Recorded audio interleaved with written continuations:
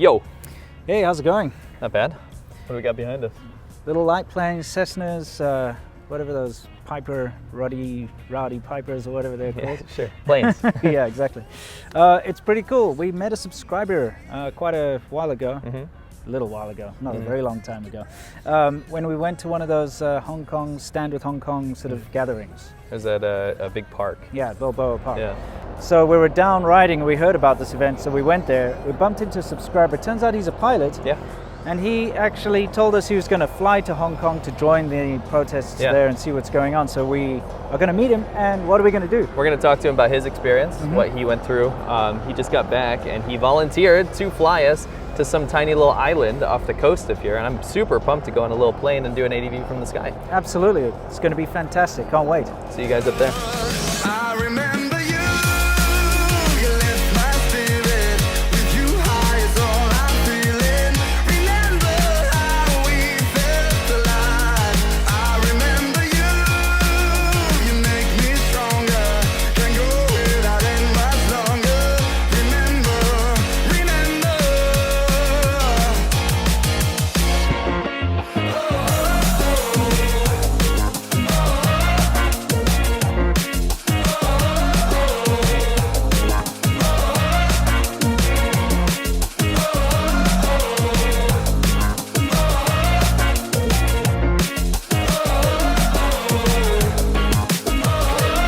When I close my eyes, I can almost see it. Guys, welcome to Catalina. It's a very special ADV China today. Simok's going to start off with a couple of questions, and we're going to introduce our guest. First up, this is Chase, right? Yep, Chase. Welcome to the show. We've already met. But Yeah, we're doing yeah, this for everyone absolutely. Out there. Tell us where we are right now. So right now we're in Catalina Island, which is just southwest of the greater Los Angeles area. Okay. So, Cool. And it took us about an hour to fly here. yeah, about an hour. Yeah. And you flew what kind of plane? So we can tell everyone. So it was a Piper PA-28. Okay. Just a single engine, and there's 4 seats in there. So it's not really too big, but it'll do the job in getting you here. So. Now, More comfortable than the Corvette. yeah, for sure. It was actually a really nice flight. Yeah. Before we get into this whole Hong Kong thing, I want to ask, why are there buffaloes everywhere? You were explaining this earlier. Well, okay, so there's a bunch of buffalo here in Catalina because back in, I believe in the 1930s, there was a movie company that brought them out here to film, and they didn't have the money to bring them back, so they just left them here. And they Works. reproduced. Yeah. Yeah. Well, so that's why they serve buffalo meat here then. Yeah. Interesting, very interesting stuff. Cool. Yeah. All right, so Chase was just recently in the Hong Kong protests, right? Yeah. Why were you there?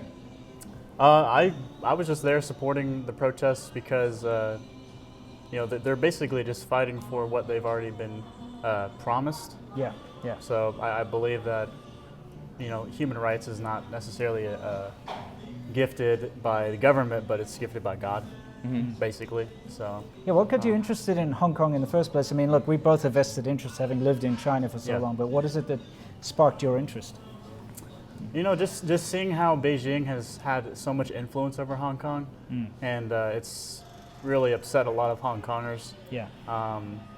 And I don't know, I just felt sympathy for them, and I felt like the more people that are involved in these protests, the bigger it can be, the more of an impact it'll have, and potentially having that wall against China to not interfere. Yeah. It was interesting. We actually ran into him in Balboa Park. Yeah. Right? And that's kind of how we ended up in the air today. Yeah. But you mentioned you actually went over there. You flew over there to Hong Kong. Can you tell us what it was like on the ground when you were there?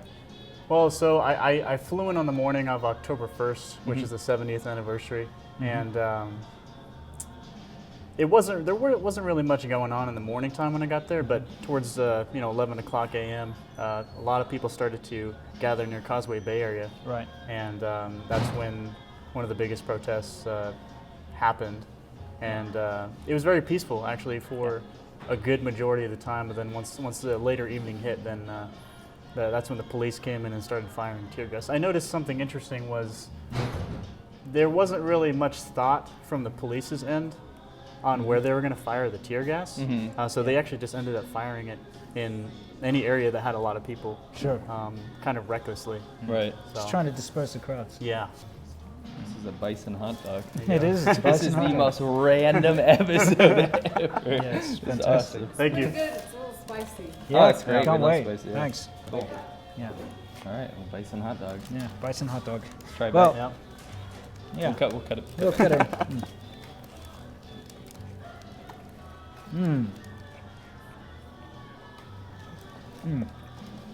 You know what it tastes like? Well, A hot dog. I think that's what it's all about. I mean that in a good way. Yeah, no, it's freaking out here, man. A lot of the protesters, obviously, that are really passionate about being there. It was mostly young people. I would say 60, 70% of the population that was involved in the protests were young people. Yeah, they see because they're seeing their freedoms being taken away. And it's very humbling because it's just, you see the younger generations and you see how they understand that their future can be affected greatly Right. Yeah. by China's influence, and they're doing something about it. Yeah, see, this is the biggest problem. I don't think people really understand why this is so important. But every single promise that China has made, it is broken. If you look through everything, oh, we're not going to militarize the South China Sea. Come on, look at the islands with the missile sites and landing strips and stuff. You know, oh, we will stop selling fentanyl to America and killing all the homeless people. You also notice like a huge change in propaganda vocabulary use. Like in the past, it would always be like the American imperialist, the Western imperialist. Now they don't use that word anymore Yeah. because of things like what's happening in Hong Kong, the Belt and Road Yeah, Initiative. yeah. You actually see what modern day 2019 imperialism looks like. You know. Yeah. Honestly, though, like look at every single promise that China has made, and they just keep stalling. They procrastinate. They're like, oh yeah, no, we're definitely going to stop this, or we're definitely going to take care of this, but then they don't. That's their tactic. It's a stall tactic. It's the same with Hong Kong. They said, we will allow Hong Kong to maintain its freedoms, its own rule of law, its own way, you know, for X amount of years. And guess what? They're not. They're walking back on their promises again. And that's why the people are so upset, you know? Yeah. Having yeah. sorry, No, go for it. having been in the protests yourself, what do you see as the end game here? You know, it's hard to say. It's hard to say whether they're going to be successful. I'd like to think that they will be, considering how many people are involved in the protests. 2 million people out of 7.5 million Exactly, population-wise. It's more than that, actually, but those Yeah. are the ones out on the street. Yeah. Yeah. It's interesting because 30% of the people that I did see were older people, you know, 60s, 70s, that were actually out there protesting as well. Yeah. And I was kind of surprised to see that. But they're in the same battle that everybody else is in. So, you know, I figured to see that maybe the older generation people would kind of look down on the younger generation, be like, oh, you shouldn't do that. But they were actually mostly fully supportive of the protesters. It's tearing families apart. Yeah. No, I mean, those older people are probably people that escaped mainland China. A lot of them, Or, you know, some of them are anyway. And they know what the bad old days were like, so they don't want that coming back. For sure. Now, I don't want to play devil's advocate here, but Yeah. there's a lot of, not doom and gloom, I'm going to say a lot of pessimism coming from a lot of Western viewers of us, at least, saying like, well, there's no future for Hong Kong. They just got to give up. They don't have an army. The PLA could storm in tomorrow and take it in 10 minutes, right? What do you say to those people? Like, is the feeling of this protest, the feeling of democracy, the feeling of this movement stronger or more important than actually the end game, maybe?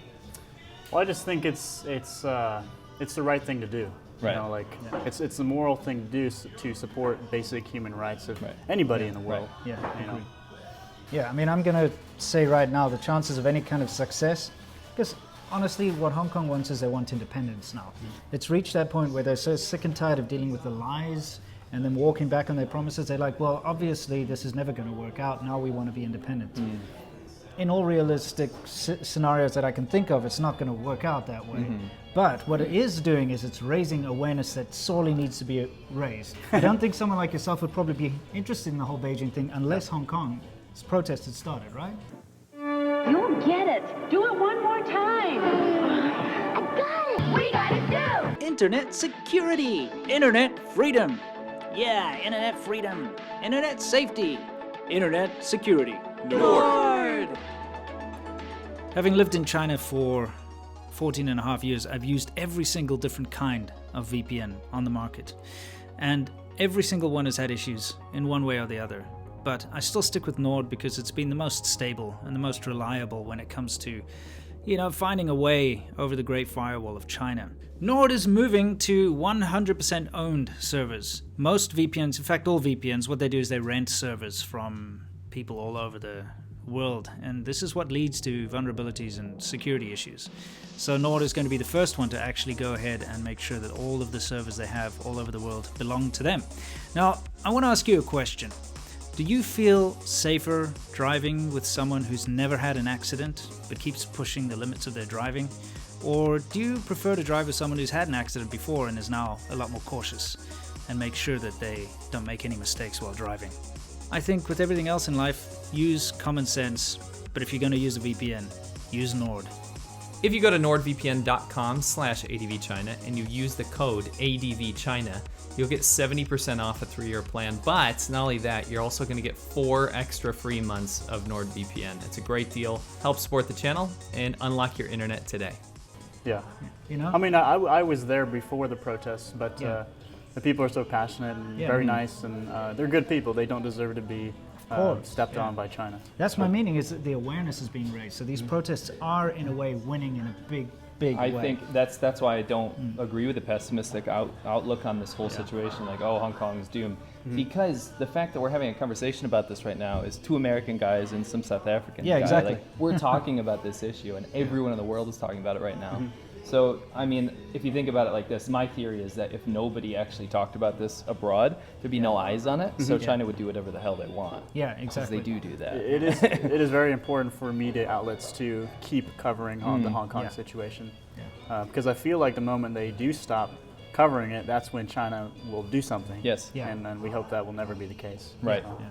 Now, you picked up a bunch of interesting things from your time in the protests. I was going to call it memorabilia, but we shouldn't call it No, that. it's not. This is a... You mind showing Tools us? of protest. I did, sure. Yeah. So here's a couple of posters that I did see. I actually picked this one up off the ground. Right.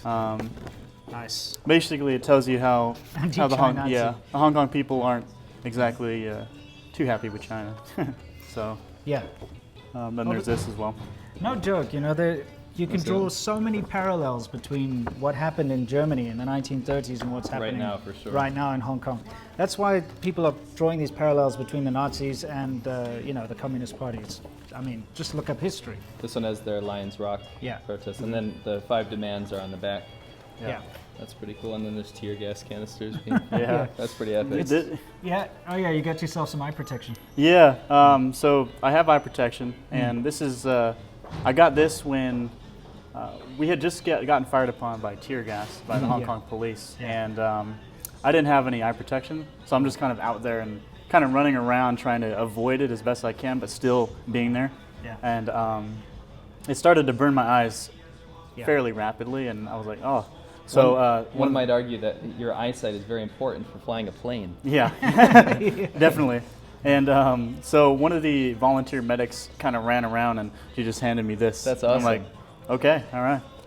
That's it, man. I love it. In 2014, when I was there, they had the pro-democracy, protest at that time too. They had the same sort of setup. All these volunteer people setting up little tents where they giving out food and giving out water and stuff for the protesters. For sure. It was really heartwarming to see. You know? Yeah. Yeah. And then this is the face right. mask I used. The while I now was there. illegal face mask. Yeah, now illegal. No illegal. Yeah, But it's life. of course, that's not stopping anybody. So.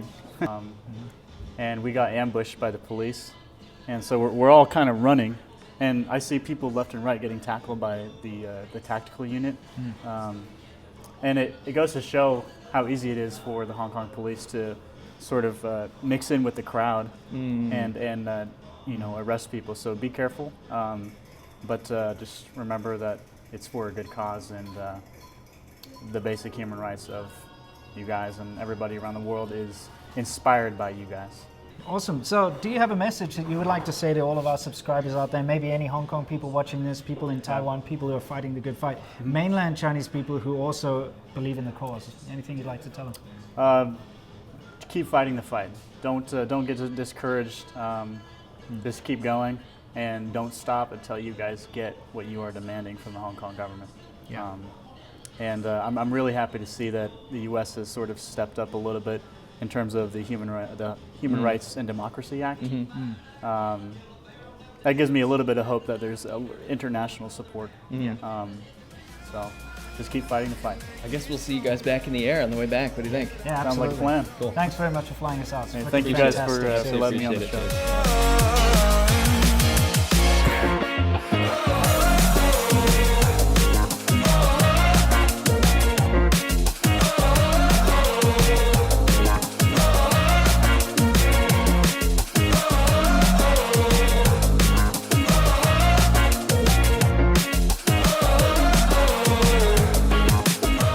Don't forget, guys, every single Monday at 1 p.m. Eastern Standard Time, go watch ADV China. You can actually watch another one right here. Every single Wednesday at 1 p.m. Eastern Standard Time, go check out Lau 86. And right below that, you can watch SerpentZA every single Friday at 1 p.m. Eastern Standard Time. Thanks.